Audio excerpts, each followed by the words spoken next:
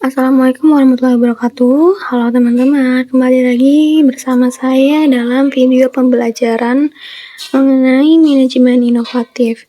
Nah, di video pembelajaran kali ini saya akan membahas mengenai pembelajaran berbasis kompetensi. Sebelum itu, mari kita bahas dulu apa tujuan pendidikan dan pelatihan berbasis kompetensi. Tujuan pendidikan dan pelatihan adalah mencapai kompetensi adalah peserta mencapai kompetensi setelah melaksanakan atau menyelesaikan proses diklat. Kompetensi ini berbentuk kinerja atau wujud kinerja yang baik dalam bidang kehidupan atau pekerjaan. Kinerja yang baik ini dapat dicapai berkat kemampuan menerapkan pengetahuan, keterampilan, dan sikap perilaku. Bila digambarkan hubungan antara kompetensi, kemampuan, pengetahuan, kinerja, ini seperti gambar di bawah ini.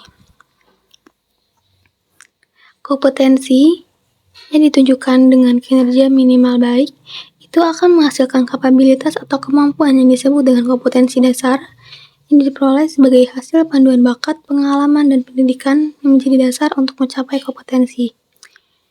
Nah, jika kapabilitas atau kemampuan sebagai hasil penerapan kombinasi, penerapan pengetahuan, keterampilan, sikap perilaku akan menghasilkan kapabilitas atau kemampuan yang disebut dengan kompetensi dasar diperoleh sebagai hasil perpaduan bakat, pengalaman, dan pendidikan. Lalu jika kompetensi ditunjukkan dengan kinerja yang minimal baik, kompetensi dicapai sebagai hasil penggunaan kapabilitas kemampuan dalam pemecahan masalah yang aktual. Ada juga kurikulum berbasis kompetensi, yaitu kurikulum yang ditunjukkan untuk menciptakan tatanan yang kompeten dan cerdas dalam membangun identitas budaya dan bangsanya. Lalu apa saja kompetensi yang dikembangkan? Kompetensi yang dikembangkan berupa keterampilan dan keahlian bertahan hidup dalam perubahan, pertentangan, ketidakmenentuan, ketidakpastian, dan kerumitan dalam kehidupan.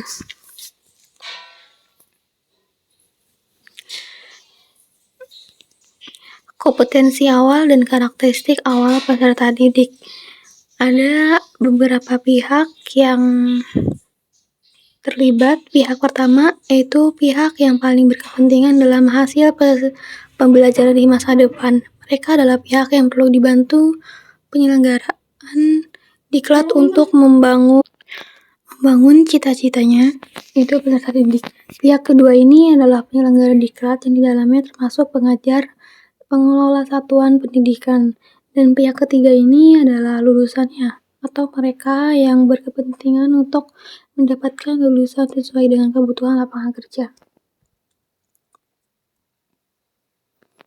Pada akhir pembelajaran, pengajar, peserta didik, dan masyarakat ingin tahu bagaimana hasil pembelajaran. Pendesainan perlu membuat alat pengukuran yang dapat mengukur kompetensi yang dimaksud dalam tujuan pembelajaran. Alat ukur yang dinyatakan valid dana alat ukur yang dapat mengukur sesuatu yang seharusnya diukur. Lalu apa perbandingannya kemampuan dan kompetensi?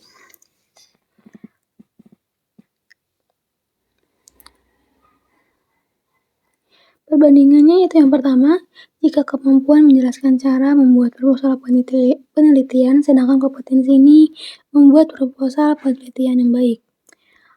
Lalu jika kemampuan itu adalah cara menulis laporan penelitian, sedangkan kompetensi adalah membuat laporan penelitian yang baik. Jika kemampuan ini menguraikan cara penggunaan peralatan laboratorium fisika dengan baik, sedangkan kompetensi ini menggunakan peralatan laboratorium fisika dengan baik. Lalu jika kemampuan ini menguraikan cara sopan santun dalam kehidupan masyarakat, lalu kompetensi ini berperilaku sopan santun dan dalam kehidupan masyarakat. Dan yang terakhir, kemampuan ini adalah menguraikan bentuk perilaku gotong royong sesuai dengan ajaran Pancasila, sedangkan kompetensi adalah bergotong royong sesuai dengan ajaran Pancasila. Itulah perbandingan atau perbedaan dari kemampuan dan kompetensi. Lalu, apa hubungannya kompetensi dan strategi pembelajaran? Ada 2. Pendesain pembelajaran yang diharapkan dapat melaksanakan kegiatan secara bertahap, yaitu yang pertama, menentukan tahapan dan langkah kegiatan pembelajaran dengan urutan isi yang diharapkan pada pencapaian kompetensi.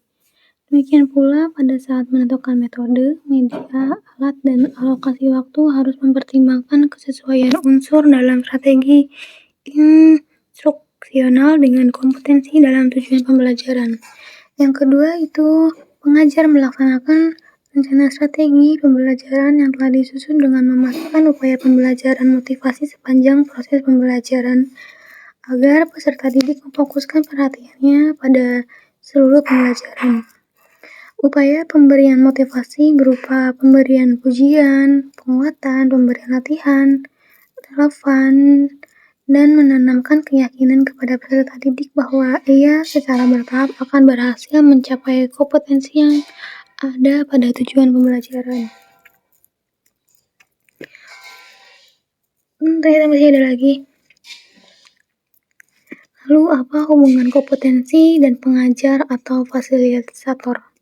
Ada 5 hubungan. Yang pertama itu fasilitator perlu menguasai bahan pembelajaran dengan baik atau sangat baik.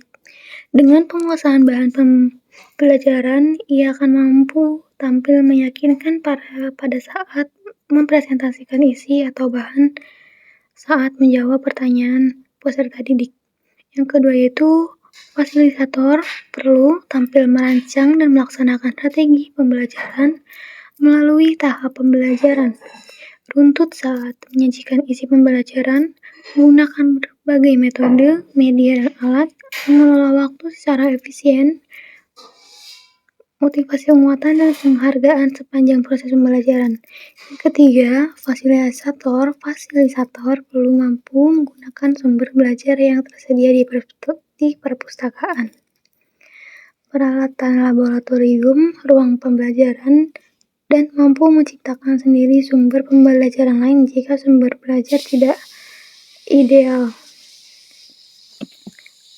Yang keempat yaitu fasilitator mampu merancang dan menggunakan alat pengukuran yang baik sesuai dengan kompetensi dalam tujuan pembelajaran. Alat pengukuran yang baik dilihat dari validitas, reliabilitas, dan kepraktisan penggunaannya. Yang kelima atau yang terakhir yaitu fasilitator mampu memperoleh dukungan tenaga kependidikan dan pengelolaan suatu pendidikan di tempat kerja.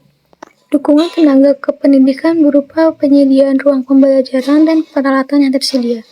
Dari pimpinan satuan pendidikan mendapat keluasan berkreasi dan berinovasi dalam melaksanakan pembelajaran. Nah, segitu saja pembahasan dari saya mengenai pembelajaran berbasis kompetensi.